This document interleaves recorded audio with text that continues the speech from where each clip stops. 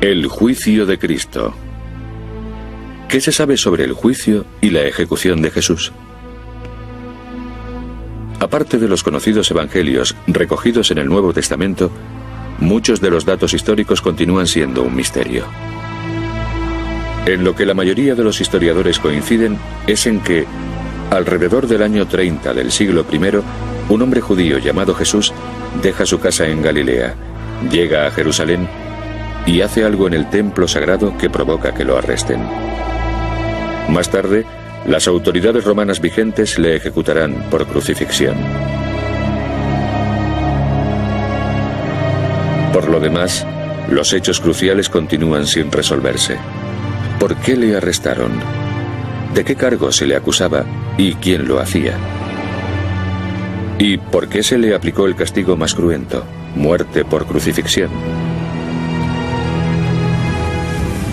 Reconocidos estudiosos han examinado documentos romanos, judíos y de los primeros cristianos en busca de respuestas.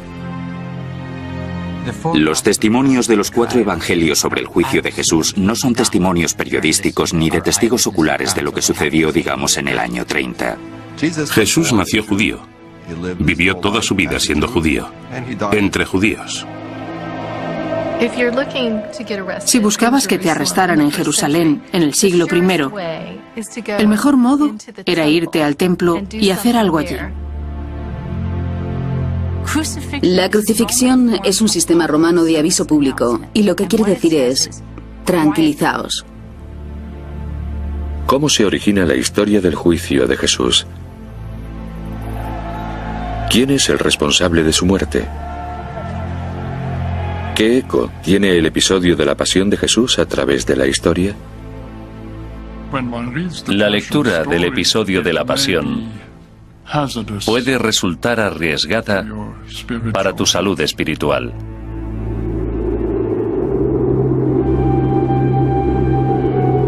En los albores del siglo I, la antigua Palestina era un territorio turbulento y violento.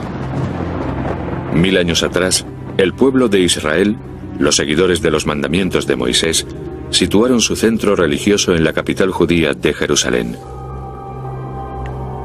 Su creencia en un Dios único e invisible les aleja de sus vecinos paganos, incluyendo Roma. En el año 63 a.C., cuando el Imperio Romano está en plena expansión, los ejércitos romanos encuentran una fiera resistencia en Judea. Tras 3 meses de asedio y tras dar muerte a miles de judíos, Roma toma Jerusalén. Los judíos, al igual que otros pueblos conquistados por los romanos, fueron esclavizados progresivamente. Los dirigentes romanos cobraron duros impuestos a los judíos e impusieron la ley marcial para salvaguardar el orden. Los romanos administraban su imperio de un modo muy pragmático. Les bastaba con que sus súbditos pagasen sus impuestos y mantuviesen la paz. No les exigían que les quisieran, no les exigían que creyesen en su imperio. Solo querían que estuvieran tranquilos y que pagasen impuestos. Para mantener la paz en la región conflictiva, los romanos nombraron a Herodes el Grande como rey de los judíos. Según el historiador del siglo I, Josefo, Herodes y sus sucesores utilizaban la tortura y el asesinato para consolidar su poder y acabar así con el disentimiento de los rebeldes judíos. El judaísmo no fue un movimiento monolítico. Había oportunidades para protestar, para profetizar, para crear agitación de modo religioso y social. En aquella época, en Judea, abundaban los líderes proféticos que anunciaban la llegada de los últimos días, el momento en que Dios intervendría para establecer un reino justo en la tierra, libre de Roma. Se podía escuchar una voz enfadada que se levantaba desde el desierto y atravesaba el río Jordán. Era la de Juan el Bautista. Juan el Bautista creía evidentemente en que tendría lugar una visita o intervención divina para el juicio en un futuro próximo. Por eso hacía un llamamiento de arrepentimiento al pueblo, para que estuviesen preparados. La fama de Juan el Bautista crecía entre los judíos.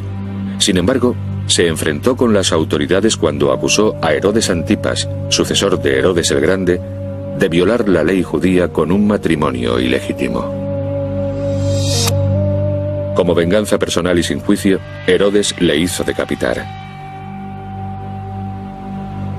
De este mundo judío tumultuoso, sobre el año 27 del siglo I, surge uno de los seguidores de Juan el Bautista, Jesús de Nazaret.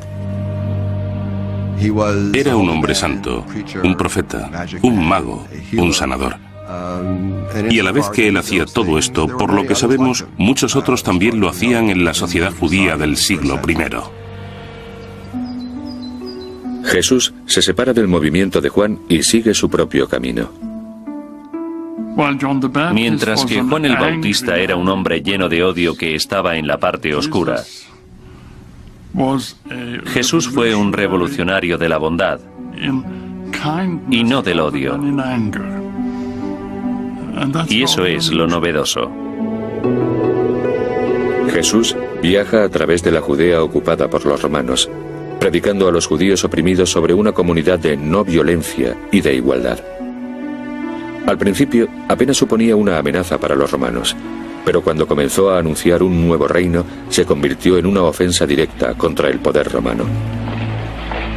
Los romanos habrían comenzado a pensar: espera un momento, no estamos en una sociedad de igualdad, debemos dirigir el mundo dentro de un sistema jerárquico. El emperador en lo alto de la pirámide y el resto tiene que estar en algún lugar por debajo de él. Los romanos se tomaron su tiempo para darse cuenta de que, por supuesto, aquel movimiento podía suponer una amenaza política. Los pasajes bíblicos fueron interpretados por muchos como la predicción de que un nuevo reino de Dios llegaría durante una de las 3 festividades anuales judías. Pero sobre todo se reunía gran expectación alrededor de una en particular, la Pascua. La Pascua era una de las festividades de peregrinaje en las que miles de judíos acudían a Jerusalén para realizar ofrendas en el templo. De este modo conmemoraban el éxodo de Egipto, así que era natural que los judíos centrasen sus esperanzas en la llegada de un nuevo éxodo. Cuando los judíos se reúnen para celebrar el éxodo de Egipto, de la esclavitud a la libertad, hay grandes esperanzas de que un nuevo líder, un Mesías, aparezca para liberarlos de sus nuevos opresores, los romanos. Pero las tensiones también son grandes, y los romanos, conscientes del potencial de revuelta, envían miles de tropas a Jerusalén. En este entorno explosivo, Jesús hace su aparición. La escena del crimen está servida.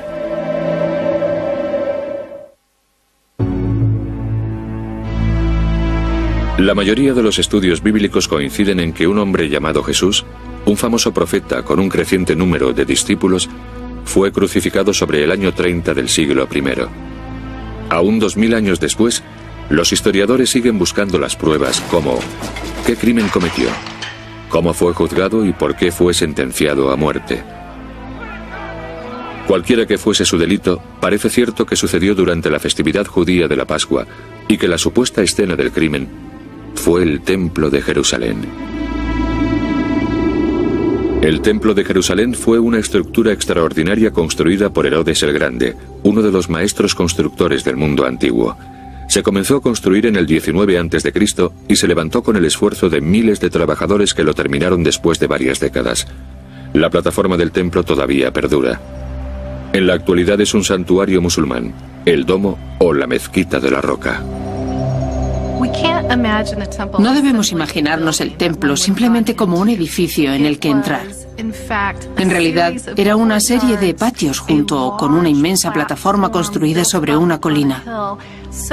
Era tan grande que, si nos ajustamos a las medidas modernas, podría equivaler a 5 o 6 campos de fútbol. Unos 35 acres ocupaba la plataforma. El Templo de Jerusalén no era solo un lugar de culto, también era un centro para el pueblo, para una nación, un lugar sagrado, un lugar de peregrinaje, un sitio de reunión, el corazón de la aristocracia de esa tierra. El templo también era el centro de muchas redes sociales y poderosas de la sociedad. El templo, como escena del crimen, es importante en su vertiente de culto y en la comercial. Común a las dos es el antiguo ritual del sacrificio animal.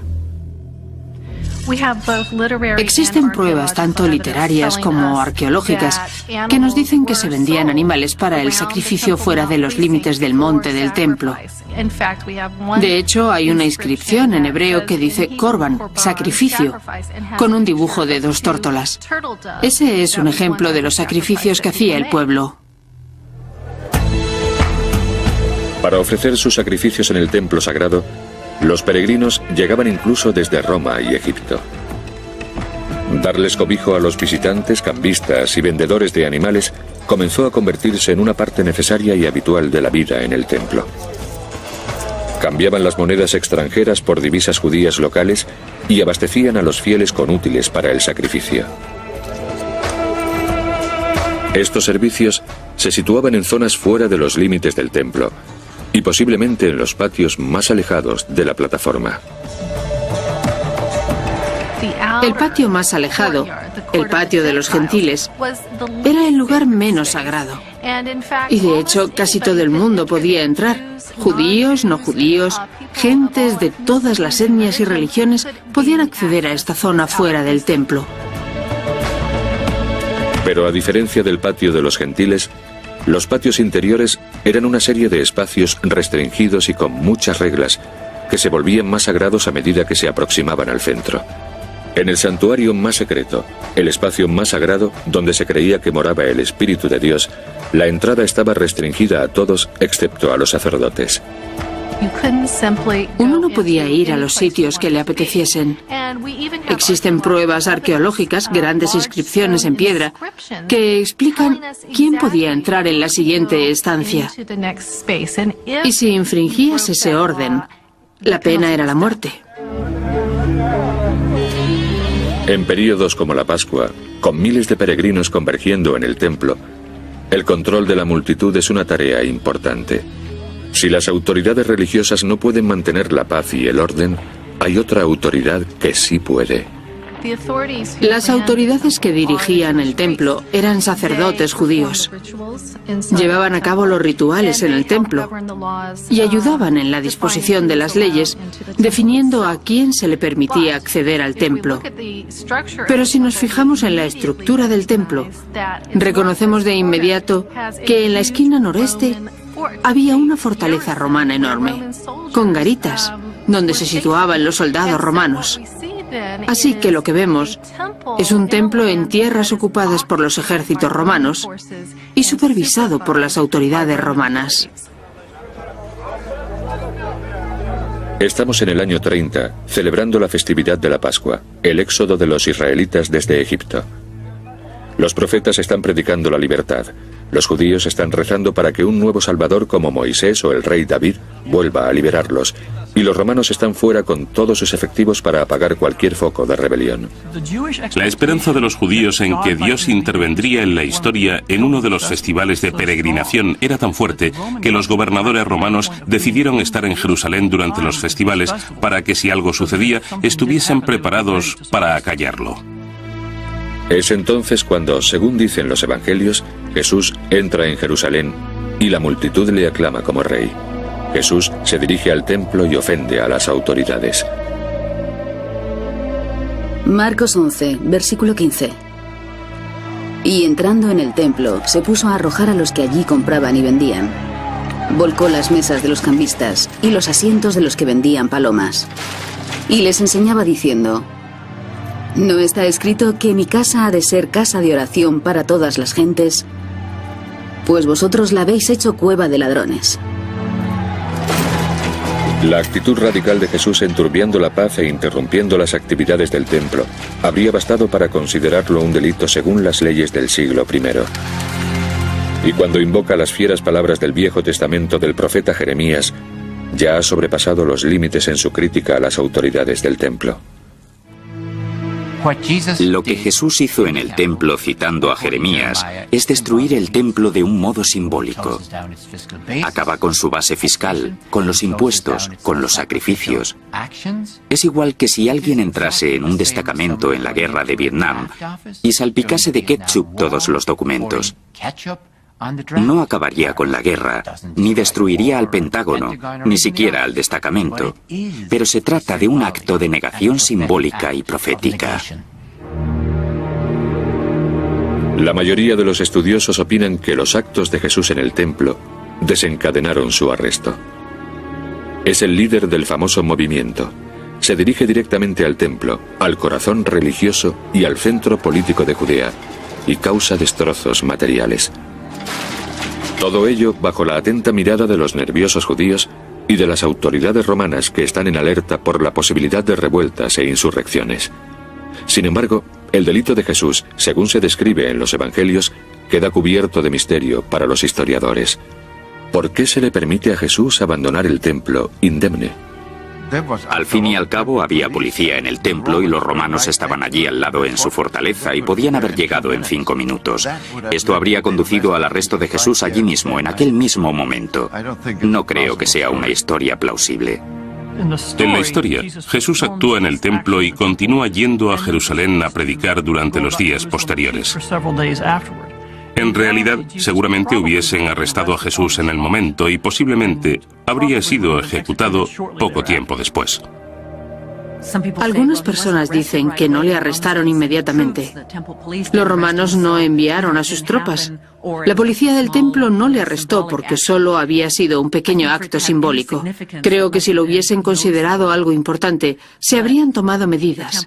Pero el templo, el sumo sacerdote y los romanos debieron de haber considerado que no era inteligente entrar y capturarlo en el momento. Puede que por eso le arrestaran unos pocos días más tarde. Todos los evangelios recogen que Jesús no fue arrestado por este delito inmediatamente, sino noches más tarde, en el jardín de Getsemaní. Una multitud armada y los guardas del templo se aproximaron, y Judas identificó a Jesús con el infame beso. Con espadas y garrotes, los guardas apresaron a Jesús. Ni la historia ni las escrituras describen su encarcelamiento. Sin embargo, los evangelios atestiguan que a Jesús lo juzgaron en 2 controvertidos y discutidos juicios, cuyas repercusiones, 2 milenios después, todavía siguen midiéndose con sangre.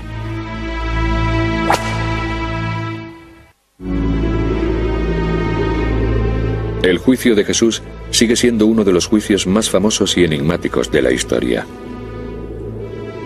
Fue arrestado y crucificado en la primavera del año 30 del siglo I. Pero ni las pruebas históricas ni los evangelios nos dicen exactamente qué crimen había cometido Jesús. Los estudiosos sospechan que pudo ser a causa de alguno de los actos que llevó a cabo en el templo de Jerusalén. Después de ser arrestado, se le llevó no a un juicio, sino a 2. El primero con autoridades judías, el segundo con las romanas. Sin embargo, no existen informes romanos ni judíos sobre tal juicio. Por ello, los estudiosos deben confiar en los indicios de los evangelios escritos 40 o 60 años más tarde. Opuestamente a la creencia popular, los evangelios no fueron escritos por los discípulos reunidos alrededor de Jesús en la última cena. Son obras anónimas que posteriormente adquirieron los nombres de los primeros seguidores de Jesús. Los escritores de los evangelios no conocieron a Jesús ni presenciaron su crimen, ni su juicio, ni su sentencia. El episodio del juicio de Jesús en los 4 evangelios en Mateo, Marcos, Lucas y Juan no es un episodio periodístico ni de testigos oculares que recojan lo sucedido sobre el año 30. Estos fueron escritos entre el año 70, 80 y 90, al menos 40 o 60 años después de la muerte de Jesús. Jesús estuvo en activo a finales de los años 20 y principios de los años 30 del siglo I, mientras que el primer evangelio lo escribió Marcos 35 años después, y los otros todavía más tarde. Así pues, en ese intervalo hubo mucha tradición oral. Algunas cosas se olvidaron, quizás otras se adornaron o embellecieron. Es difícil estar seguro de los acontecimientos. El primer evangelio, el de San Marcos, dice que el primer juicio de Jesús fue frente a un tribunal judío llamado Sanedrín. Algunos estudiosos defienden que el Sanedrín era un tribunal supremo, otros que era una especie de senado. Yo creo que no era ninguna de las dos cosas. Mi punto de vista es que el Sanedrín era un organismo ad hoc que se reunía de vez en cuando para aconsejar a los sumos sacerdotes. Formado por aristócratas, sacerdotes y ancianos, el Sanedrín trataba asuntos relacionados con la ley judía como la profanación del sábado, el culto a los ídolos y la blasfemia al Dios de Israel. Era asunto del sumo sacerdote Caifás interrogar a Jesús y emitir su veredicto. Según San Marcos, cuando da comienzo el juicio del Sanedrín, los sacerdotes llaman a los testigos que aseguran que Jesús amenazó con destruir el templo. Pero los testimonios no concuerdan y las autoridades proceden al interrogatorio tomando otro cariz. Le preguntan a Jesús si él es el Hijo de Dios. Marcos 14, versículo 61. De nuevo, el pontífice le preguntó: ¿Eres tú el Cristo, el Hijo del Bendito? Jesús dijo: Soy yo. Y veréis al Hijo del Hombre sentado a la diestra de la Omnipotencia y venir entre las nubes del cielo. Caifás, sorprendido por la declaración de Jesús de que su sitio está al lado del Dios de Israel, se rasga sus vestiduras como marca la tradición para mostrar su descontento. Entonces el pontífice exclama: ¿Qué necesidad tenemos ya de testigos? Habéis oído la blasfemia. ¿Qué os parece? Y el Sanedrín condenó a muerte a Jesús. Era una blasfemia que Jesús se pusiese a sí mismo en el mismo nivel de Dios. En la tradición judía, que alguien se proclame Dios o Hijo de Dios es una blasfemia, porque solo existe un Dios de Israel. Según la ley judía, Jesús es culpable de blasfemia, un delito que tradicionalmente conllevaba la sentencia de muerte por lapidación. Pero bajo la ocupación romana es una sentencia que al Sanedrín no le está permitido aplicar.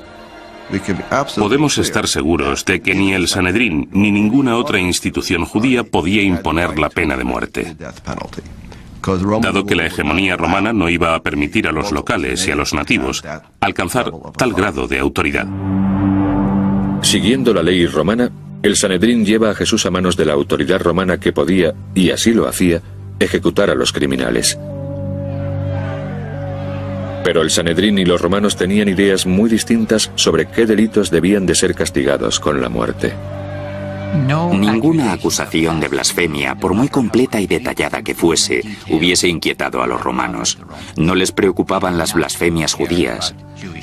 Les preocupaba, y mucho, cualquier elemento subversivo contra la ley y el orden romanos. Lo que las autoridades romanas encontraron subversivo fue que Jesús se proclamase rey o Mesías. En el siglo I, la imagen del Mesías era la de un rey que liberaba al pueblo de la opresión. En la época de Jesús, entre el pueblo existían esperanzas diversas en que llegaría un líder del pueblo en los últimos días o en la nueva era. Así que esperaban a un sumo sacerdote último y definitivo, a un profeta último y definitivo y también a un rey último y definitivo. Cuando se refieren a Jesús como el Mesías, es la imagen de un rey ungido, un rey definitivo de los últimos días. Los romanos no podían tolerar que nadie se proclamase rey.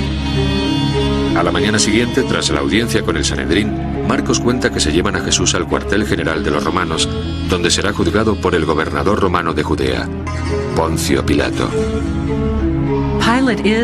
Pilato es una figura histórica real, atestiguada en varios medios. Por ejemplo, se descubrió una inscripción en Cesarea, en Israel, con su nombre y su título. Sin embargo, nuestra fuente principal es Josefo, un historiador judío que escribió en el siglo I de nuestra era. Según Josefo, Pilato tenía una personalidad fuerte y despiadada. Dos documentos distintos del siglo I transmiten que Pilato era brutal en exceso.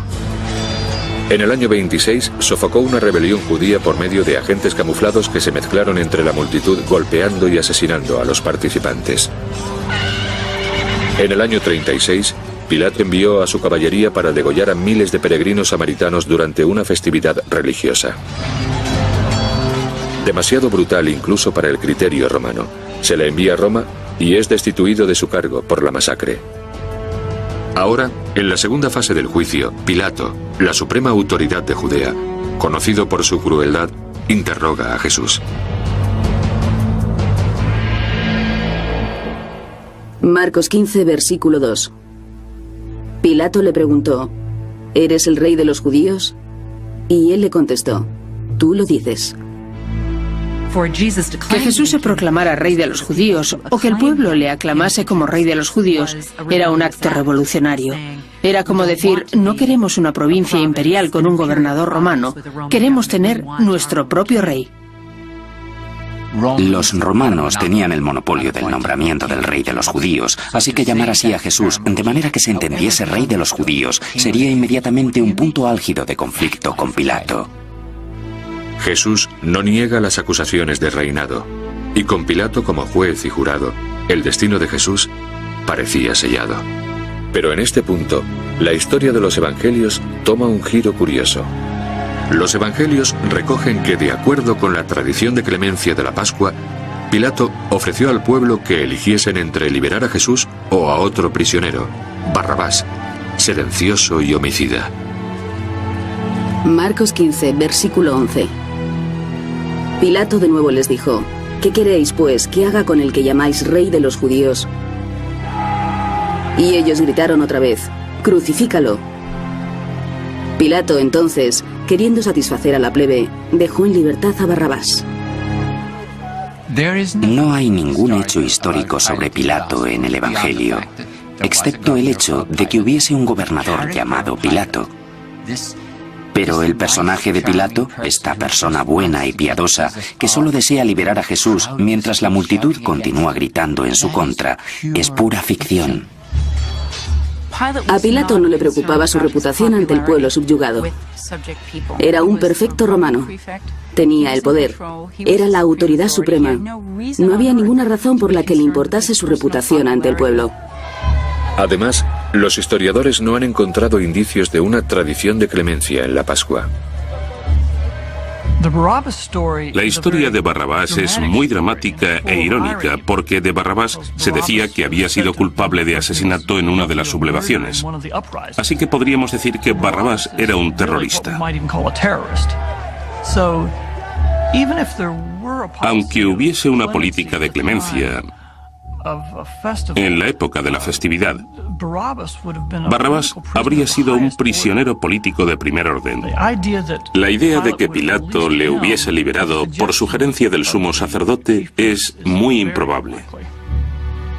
Los detalles del juicio llevan a los estudiosos a debatir sobre una cuestión más importante: si el juicio tuvo lugar en realidad. No estoy convencido de que hubiese un juicio en el sentido de la palabra, ni siquiera una audiencia. Creo que se trató a un nivel mucho más bajo de decisiones policiales durante un episodio muy peligroso de la Pascua, cuando la más ínfima cosa podría haber originado una revuelta o incluso una insurrección. Parece lógico que la policía del templo arrestara a Jesús cuando no estaba rodeado de la multitud. Le llevase a los sumos sacerdotes para que lo interrogasen y después los sumos sacerdotes lo enviasen a Pilato, acusado por insurrección y rebelión. Entonces Pilato lo interrogó y decidió que debía ser crucificado. Todo esto me parece más probable. No existe razón alguna para que Pilato, que representa al Imperio Romano en Judea, dedique su tiempo a dar audiencia a alguien que tiene un origen social tan bajo que puede que le crucifiquen.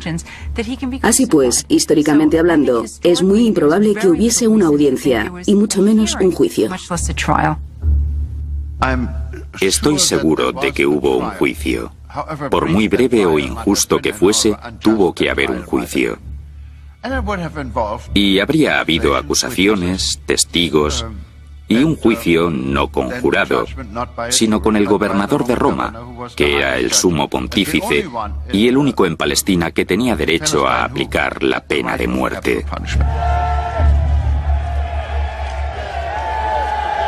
El primer documento que comenta este hecho es del historiador Tácito, unos 80 años más tarde. Dice: Cristo fue ejecutado como un criminal por el procurador Poncio Pilato durante el reinado de Tiberio. Hubiese en realidad un juicio o no, Marcos relata que Pilato libera a Barrabás y que entregan a Jesús a sus ejecutores. está a punto de enfrentarse a una de las formas de tortura y muerte más crueles que se conocen en la historia: el azote, la laceración sistemática de la carne, seguido de la crucifixión.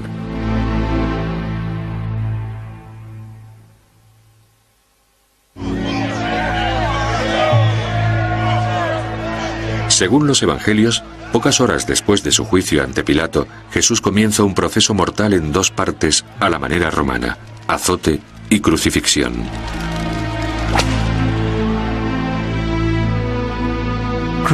La crucifixión comenzaba habitualmente golpeando y azotando a la víctima, hasta que la sangre corría por el cuerpo magullado para debilitar la resistencia de la persona. Los azotes los proporcionaban con látigos de cuero que tenían trozos de huesos, puntas de plomo o cristal, las cuales laceraban la piel y la capa superior del músculo. Los romanos empleaban varas con las personas libres y palos con los soldados. Reservaban los látigos para los esclavos y los rebeldes. Tras los azotes, los romanos acostumbraban a colocar un título o cartel que anunciaba el crimen del convicto. Las víctimas romanas por crucifixión normalmente llevaban los carteles colgados del cuello. Marcos 17, versículos 17 y 26. Le pusieron una corona trenzada con espinas y comenzaron a saludarlo. «Salve, Rey de los judíos». La inscripción con la causa de su condena era «El Rey de los judíos». Es muy posible históricamente, plausible y probablemente certero que Jesús llevase algún tipo de cartel diciendo «Rey de los judíos» o «Esta persona se proclama Rey de los judíos» alrededor de su cuello. Si no, no habría razones para su ejecución pública, no habría publicidad. El título «Rey de los judíos» sugiere que a Jesús lo mataron por razones políticas, y su crucifixión es un aviso para que otros no se rebelen. Pilato mató a Jesús porque se presentaba como un líder mesiánico en potencia. Era un hombre que tenía muchos seguidores. Su doctrina tenía muy buena acogida. Y eso puso muy nervioso a Pilato y a las autoridades romanas, porque tenían que tratar con muchos de estos movimientos y estaban dispuestos a prestarles suma atención.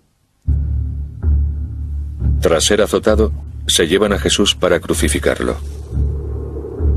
Aunque la crucifixión era una práctica muy usual entre los romanos, no la inventaron ellos.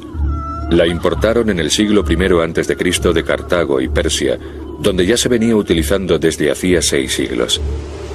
En las provincias conquistadas como Judea, los romanos la reservaban para delitos específicos.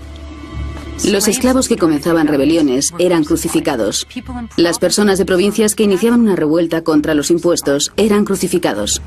Así que vemos cómo existía una conexión histórica y social entre la rebelión y la crucifixión.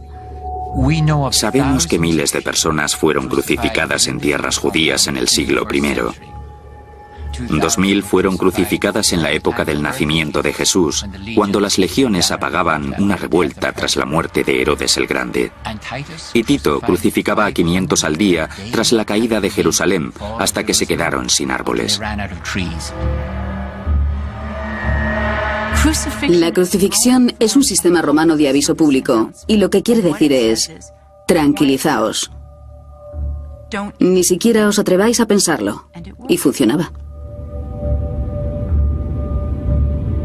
El Evangelio según San Marcos recoge la escena final. Sacaron a Jesús fuera de las murallas de Jerusalén y obligaron a llevar la cruz de Jesús a uno que pasaba por allí. Lo crucificaron a las 9 de la mañana y 3 horas más tarde, al mediodía, murió. La persona normalmente transportaba el travesaño hasta el lugar donde estaban los postes de manera permanente, como si fuese un aviso. La muerte era lenta, era una muerte agónica, y cuando el peso del cuerpo se caía hacia adelante, resultaba imposible respirar, así que la persona moría ahogándose en agonía.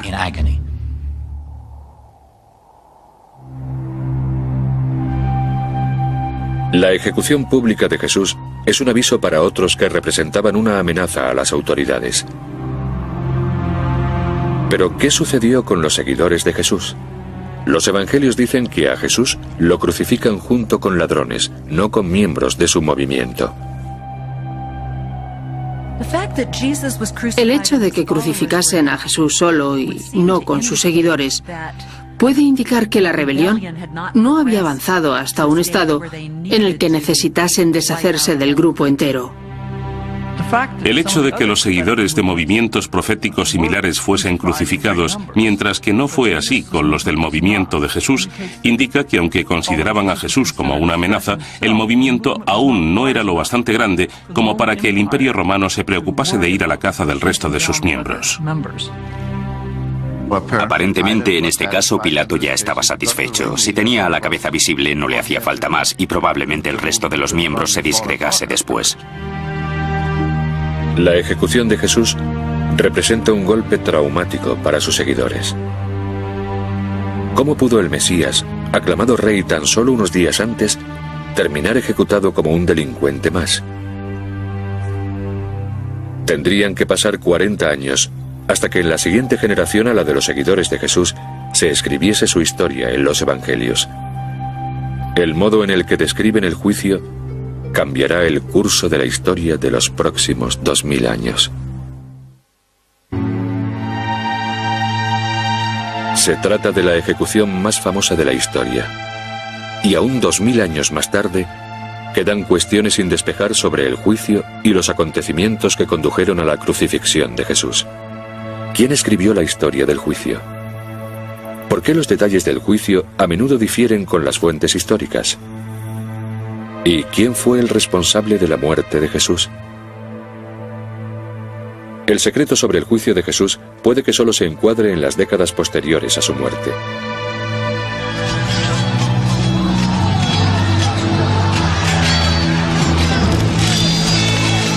En el año 66, estalla en Judea una revuelta a gran escala contra Roma.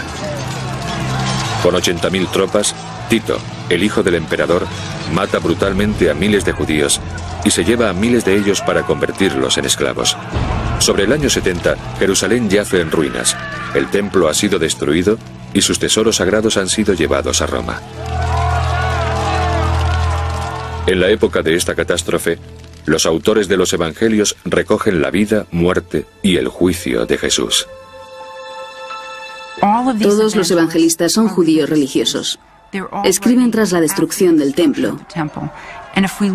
Y si perdemos de vista el contexto y las condiciones en las que los escritores de los evangelios están inmersos, no podremos comprender por qué las narraciones de la pasión están estructuradas de ese modo. En esta época turbulenta, se presenta un debate dentro del judaísmo entre dos grupos: los judíos que creen que Jesús es el Mesías y los judíos que no lo creen así. Cuando se escriben los evangelios, los cristianos todavía no existen o puede que estuviesen a punto de existir. Ser cristiano aún era un tipo de judaísmo y muchos cristianos eran judíos. Se trataba de una disputa interna que debía de solucionarse desde dentro. La división entre los dos grupos judíos se acrecentaba y ya sin el templo como núcleo, comenzó una separación oficial. Es en esta época cuando los evangelios comienzan a redactarse. Primero el de San Marcos, escrito alrededor del año 70, y el último el de San Juan, escrito sobre el año 90. Despacio, pero con firmeza, a distintos niveles y en diferentes lugares, los cristianos judíos comienzan a separarse de la corriente principal del judaísmo. En otras palabras, los judíos no aprueban la opción cristiano-judía, y esta sensación aumenta a lo largo del siglo I. A medida que las religiones se deterioran entre la corriente principal judía y los judíos que creen en Jesús, la historia sobre el juicio de Jesús comienza a cambiar. Empiezan a aparecer elementos nuevos en los evangelios posteriores que no estaban presentes en el primer evangelio de San Marcos. En el de San Juan se añade un diálogo filosófico entre Jesús y Pilato. En el de San Lucas se añade un juicio ante Herodes Antipas. Y en el de San Mateo se añade la escena de Pilato lavándose las manos ante la muerte de Jesús. Los evangelistas intentan contar una historia dramática. Este es el motivo por el que Pilato parece más piadoso. Pero al mismo tiempo están intentando representar la ruptura con los líderes judíos. A medida que se desarrollan los evangelios, parece haber un esfuerzo creciente porque Pilato parezca un personaje más compasivo, que no desea ejecutar a Jesús, pero cuya mano se ve forzada a hacerlo por los líderes judíos. Lo que quieren decir es, sí, un gobernador romano lo ejecutó, pero en realidad no quería hacerlo. Sabía que Jesús era inocente. Eran sus compatriotas quienes querían librarse de él, y por eso el gobernador romano se lo entregó. A medida que los evangelistas rompen con sus propias comunidades judías, revelan estas tensiones en sus escrituras. El resultado es una secuencia de narraciones de la pasión que se vuelven más compasivas con Pilato y los romanos y más antagonistas con los judíos. Marcos habla de una multitud en los 70. Mateo en los 80 dice que todo el pueblo está en contra de Jesús. Y Juan en los 90 habla de los judíos, aunque el propio Jesús es judío. Esto refleja la alienación creciente de este grupo en relación a su propio pueblo. El versículo más controvertido de los evangelios está en Mateo 27. Exculpa completamente a Pilato y culpa claramente a los judíos. Mateo 27, versículo 24.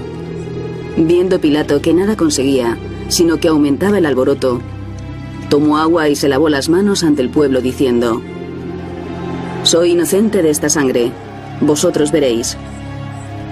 Y respondió todo el pueblo: «Caiga su sangre sobre nosotros y sobre nuestros hijos».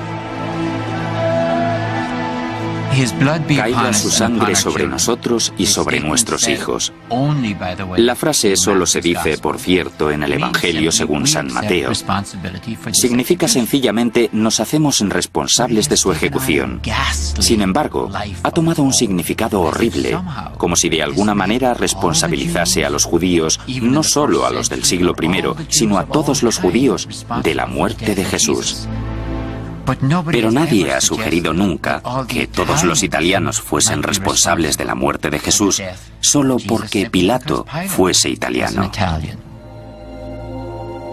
Con el tiempo, las historias sobre el juicio y los últimos días de sufrimiento de Jesús a menudo se han interpretado culpando a todos los judíos por la muerte de Jesús, algo que nunca pretendieron los evangelistas.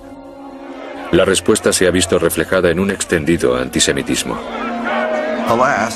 Desafortunadamente, a lo largo de los siglos, la escena del juicio de Jesús ha fijado en la mente del cristianismo una imagen negativa del judío.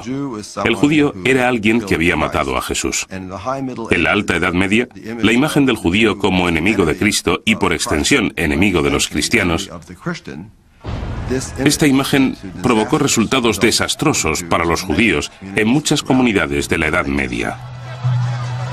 El antisemitismo enraizado en la historia del juicio continuó en las cruzadas, en la Inquisición, en los pogromos del este de Europa y en el Holocausto. En 1962, el Papa Juan XXIII convocó un concilio ecuménico de la Iglesia, el Vaticano II. En él se reconoció que la historia del juicio había sido malinterpretada durante siglos. El Concilio Vaticano II buscaba enderezar los registros, declarando que no se podía culpar por la muerte de Jesús ni a los judíos de la época de Jesús, ni a los judíos de hoy en día. Esto casi lleva al Holocausto, a comenzar una nueva maniobra de lectura de los textos y a reconocer en ellos el núcleo del desprecio hacia el pueblo judío.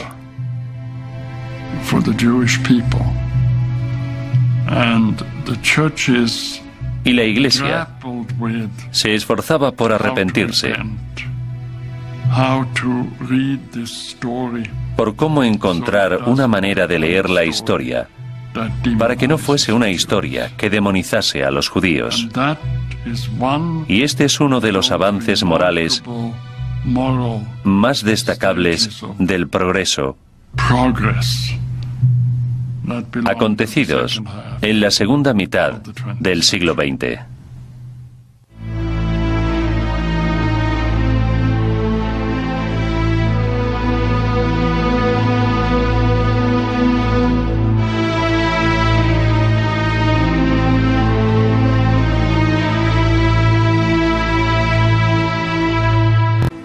Jesús nació judío. Vivió toda su vida siendo judío, entre judíos. Si buscabas que te arrestaran en Jerusalén en el siglo I, el mejor modo era irte al templo y hacer algo allí. La crucifixión es un sistema romano de aviso público, y lo que quiere decir es: tranquilizaos. ¿Cómo se origina la historia del juicio de Jesús? ¿Quién es el responsable de su muerte? ¿Qué eco tiene el episodio de la pasión de Jesús a través de la historia? La lectura del episodio de la pasión puede resultar arriesgada para tu salud espiritual.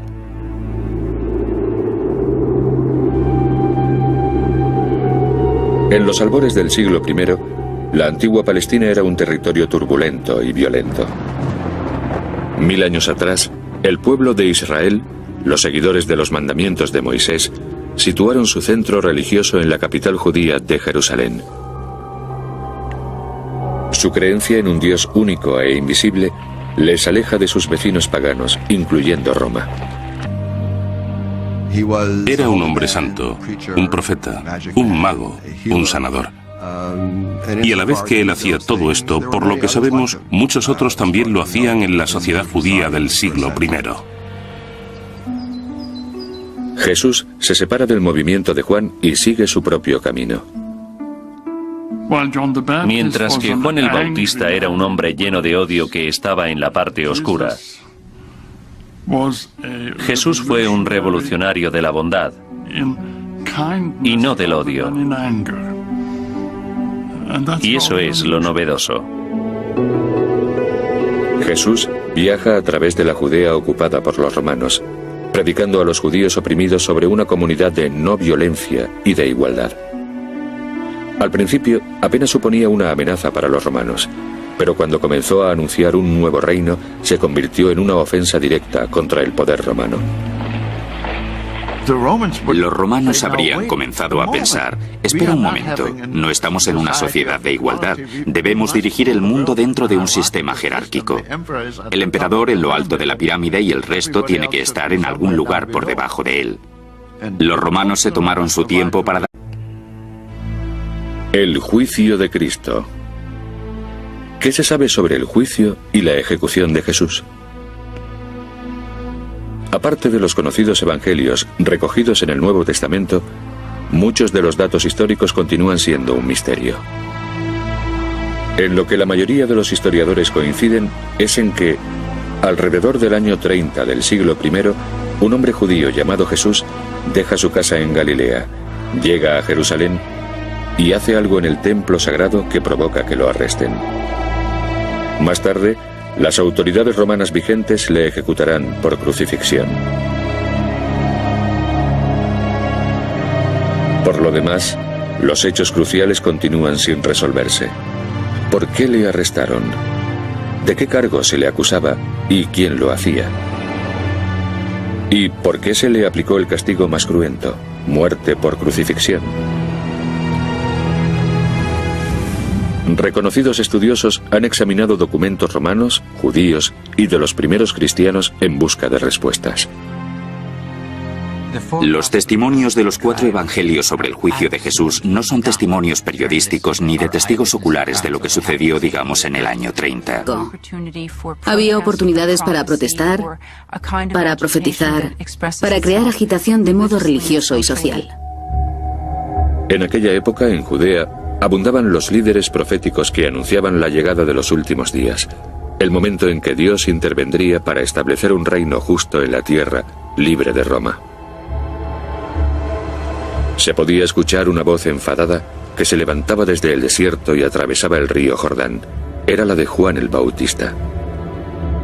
Juan el Bautista creía evidentemente en que tendría lugar una visita o intervención divina para el juicio en un futuro próximo. Por eso hacía un llamamiento de arrepentimiento al pueblo, para que estuviesen preparados. La fama de Juan el Bautista crecía entre los judíos.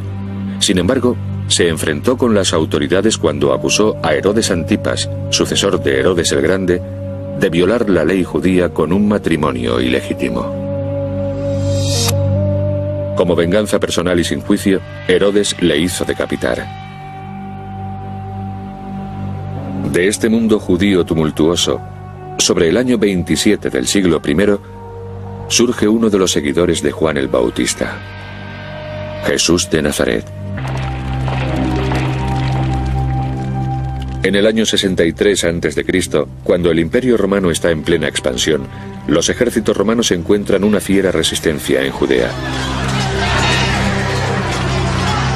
Tras 3 meses de asedio y tras dar muerte a miles de judíos, Roma toma Jerusalén. Los judíos, al igual que otros pueblos conquistados por los romanos, fueron esclavizados progresivamente. Los dirigentes romanos cobraron duros impuestos a los judíos e impusieron la ley marcial para salvaguardar el orden. Los romanos administraban su imperio de un modo muy pragmático. Les bastaba con que sus súbditos pagasen sus impuestos y mantuviesen la paz. No les exigían que les quisieran, no les exigían que creyesen en su imperio. Solo querían que estuvieran tranquilos y que pagasen impuestos. Para mantener la paz en la región conflictiva, los romanos nombraron a Herodes el Grande como rey de los judíos. Según el historiador del siglo I, Josefo, Herodes y sus sucesores utilizaban la tortura y el asesinato para consolidar su poder y acabar así con el disentimiento de los rebeldes judíos. El judaísmo no fue un movimiento monolítico.